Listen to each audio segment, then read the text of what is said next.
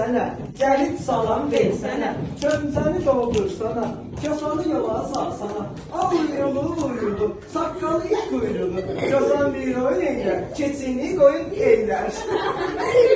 Açırsan, hardan gəlmişsən? Dərbətdən. Nə gətirmişsən?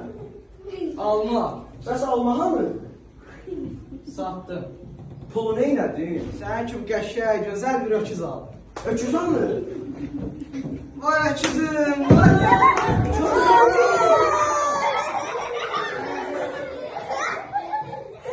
Sən ne oldu, ölmüşdün sən?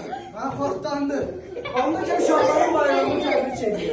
Novruz bayramınız mübarək.